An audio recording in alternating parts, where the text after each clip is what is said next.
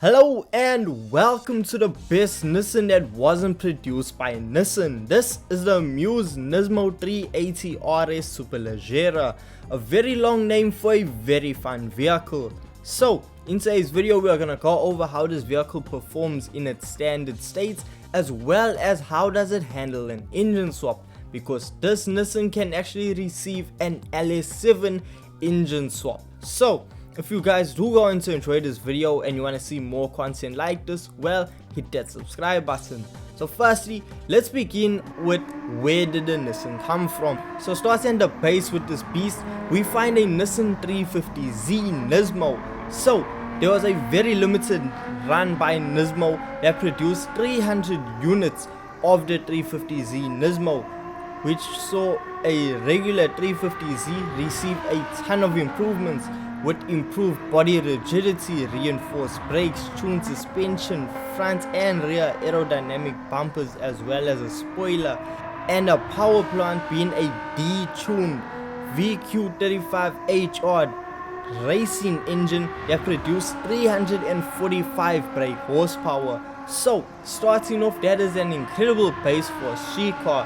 And then Power House Amuse still took that and they said, you know what, we can make this even better. So what Power House Amuse did, they took the Nissan and they changed the compression ratios and the tuning of the intakes as well as the exhaust system, which now increased the power to 381 brake horsepower. Then they gave it the Superleggera name, meaning lightweight in Italian, because the vehicle now weighs 1,370 kgs, 140 kgs lighter than the original vehicle. Now this was possible because a lot of the body panels were actually changed over to carbon fiber. And now don't mistake the dynamic and unique styling of this vehicle to only be for looks. This was done to improve the cooling efficiency as well as aerodynamics, who helped the vehicle go around corners even faster. And because of this amazing work, it actually received the Gran Turismo award back in January 2008.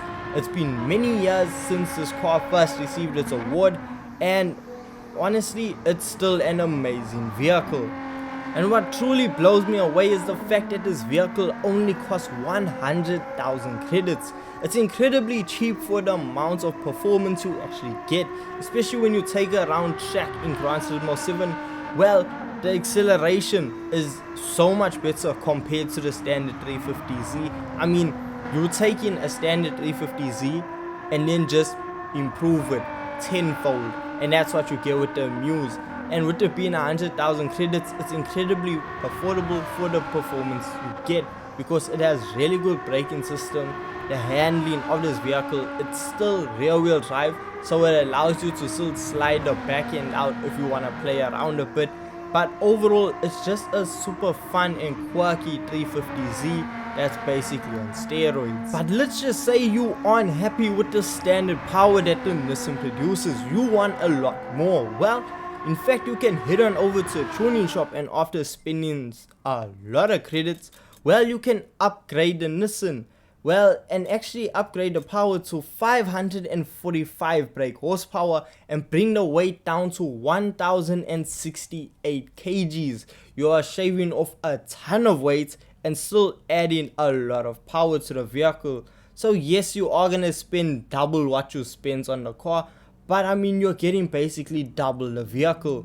Now you can still send it back out onto track and you will notice a substantial difference. You can feel that your money was well spent, because the acceleration of the vehicle changes dramatically. Then the straight line speed, honestly a night and day difference.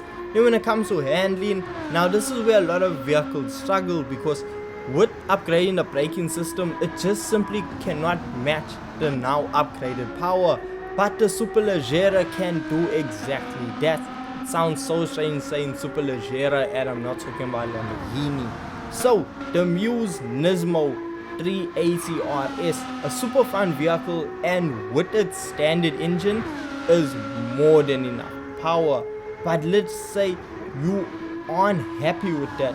Well, you can head on over to GT Auto and you can just simply change it. And swapping in the LS7 out of the Rampage Camaro, well, you are getting a lot more power. We already see a jump of over 200 brake horsepower over the standard engine being fully upgraded and the standard LS7 engine.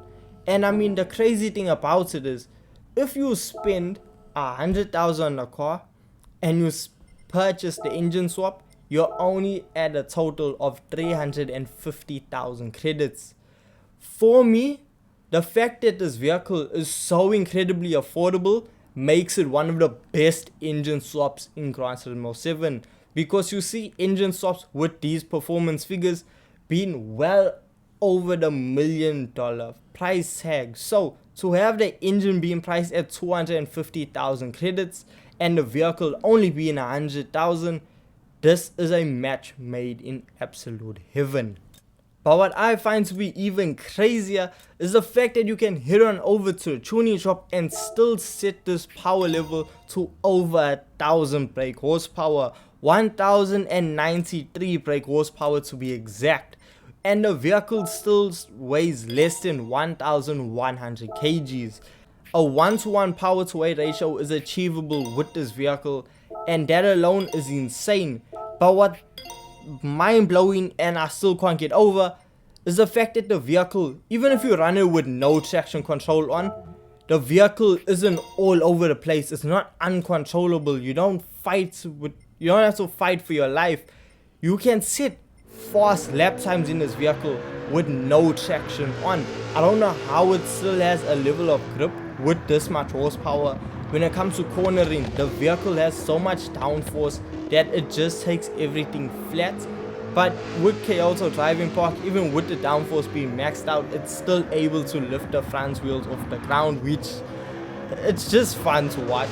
So the 380 RS Superleggera from Amuse, this is in fact my favorite Nissan that is not produced by Nissan. It is one of the best Nissans in Gran Turismo 7, and it's one of the best engine swaps you can get. So let me know what your opinion is on an Amuse Nismo 380 RS Superleggera. It's such a long name. But have you tried this engine swap out?